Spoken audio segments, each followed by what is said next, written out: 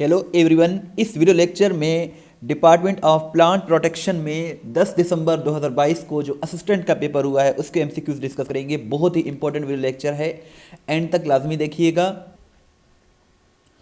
अगर हम इसके पेपर पैटर्न की बात करें तो इसका टेस्ट मीडियम एमसीक्यूज था। नेगेटिव मार्किंग इसमें नहीं थे। टोटल एमसीक्यूज 50 थे और टोटल 45 मिनट्स का टाइम दिया गया था। अगर इसके सिलेबस की बात करें तो इसमें maths, GK, everyday science, computer, Islamic studies, Pakistan affairs के शामिल थे। छोटी सी रिक्वेस्ट है कि चैनल को ज़रूर सब्सक्राइब करें, वीडियो को लाइक एंड शेयर ज़रूर करें। अगर हम फर्स्ट क्वेश्चन की बात करें तो फर्स्ट क्वेश्चन कुछ इस तरह से था, the poet who used extensive alliteration. So उस पोएट को क्या कहा जाता है? सो जॉन कीट्स इसका करेक्ट आंसर है। जॉन कीट्स ने अपनी शायरी में एक्सटेंसिव इलिट्रेशन का यूज़ किया था और ये 25 बरस की एज में 1821 में इंतकाल कर गए थे और ये इंग्लैंड के एक पोइट थे, इंग्लैंड के एक शायर थे।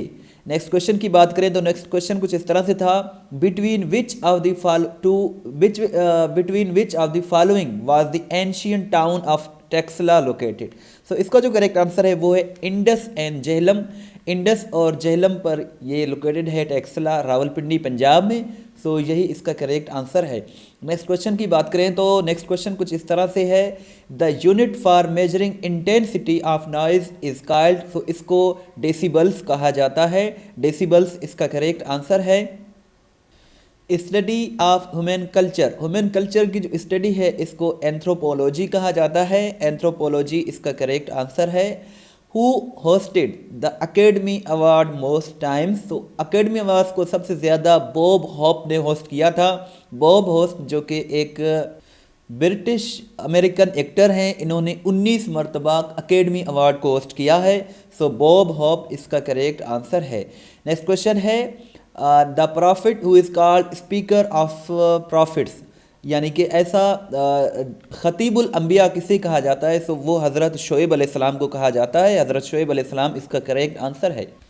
Shimla agreement was signed in the year. So 1972 में शिमला एग्रीमेंट हुआ था पाकिस्तान और इंडिया के दरमियान और ये एक पीस ट्रीटी था, अमन मुआहदा था जो कि 2 जुलाई 1972 को हुआ था। The process of removing errors in programs is called. So इसे डीबगिंग कहा जाता है। डीबगिंग इसका करेक्ट आंसर है।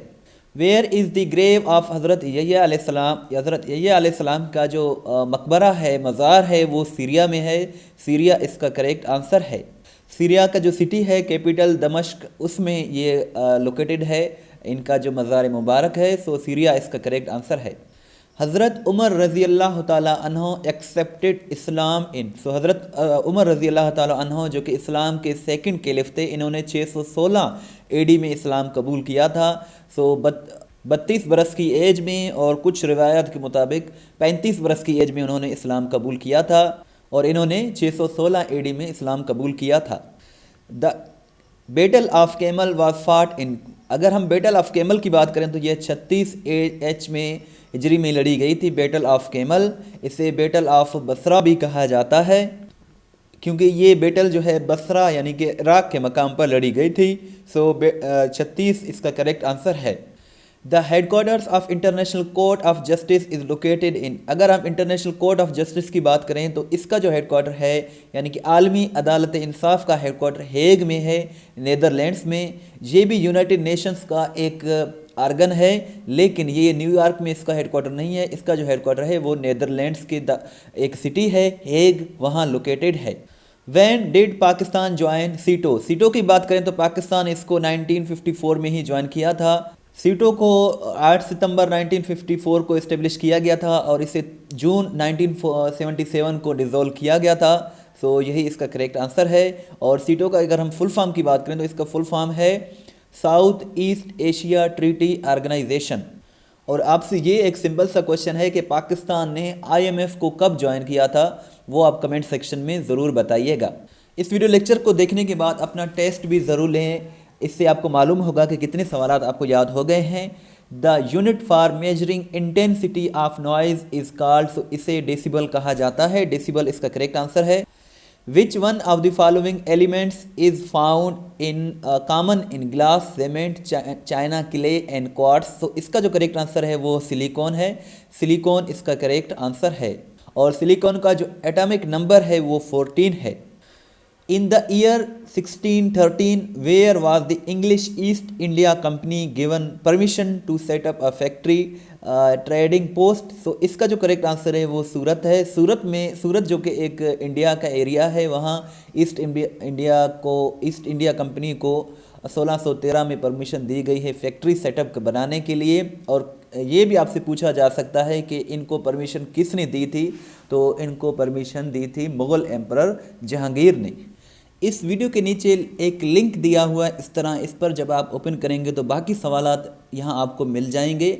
सो ये बहुत ही अच्छी वेबसाइट है, ये सारे सवाल वहीं से लिए गए हैं। जो भी पेपर्स हो रहे हैं हम यहाँ अपलोड कर देते हैं, सो यहाँ आप ज़रूर विज़िट करें। इस यूट्यूब चैनल पर past papers, English, GK, current affairs की वीडियोस डेली बेसिस पर अपलोड की जाती हैं, आप इसको ज़रूर विज़िट करते रहा करें।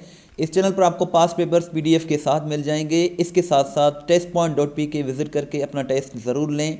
और इसके साथ साथ यहाँ से आप पीडीएफ भी डाउनलोड कर सकते हैं। अगर आप हमें व्हाट्सअप के स्टेटस में फॉलो करना चाहते हैं तो 0308253300 ये हमारा व्हाट्सअप नंबर है। Thanks for watching till and. दुआओं में याद रखें। अल्लाह हाफिज़।